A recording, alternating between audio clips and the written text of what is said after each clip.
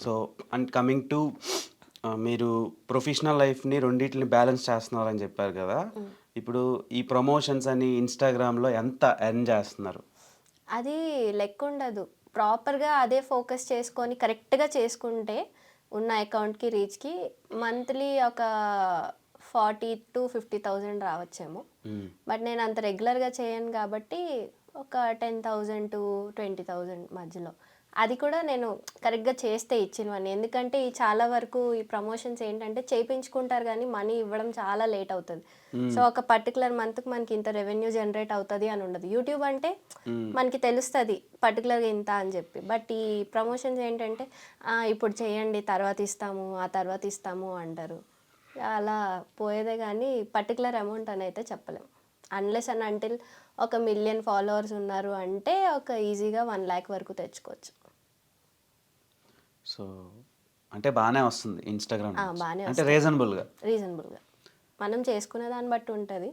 నేనేంటంటే only balance చేస్తే ఎంతవరకు అవసరం నా నీడ్స్ కోసమే తప్ప ఇంకా విగ్రెస్‌గా చేస్తే మంచిగా వస్తాయి. బట్ ఇది నా జాబ్ కూడా చూసుకోవాలి కదా!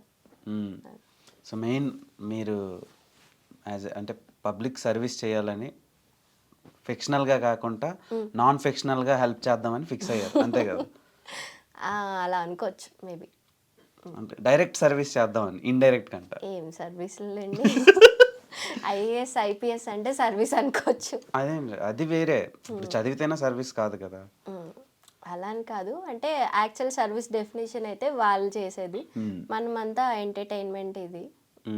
మేబీ మనల్ని ఎవరినైనా ఫాలో అయ్యి మనం చెప్పేది సీరియస్‌గా తీసుకొని వాళ్ళ లైఫ్‌లో ఒక చేంజ్ వస్తే నిజంగా మనం ఒక సర్వీస్ ఇచ్చినట్టే. అలా ఎవరైనా ఉంటే. అవుతుంది. అంటే డాక్టర్స్కి, యాక్టర్స్కి ఒక వాల్యూ ఉంటుంది పబ్లిక్లో. వాళ్ళకి ఏంటంటే డాక్టర్స్ చెప్పిన మందులు వేసుకోవాలి తప్పదు.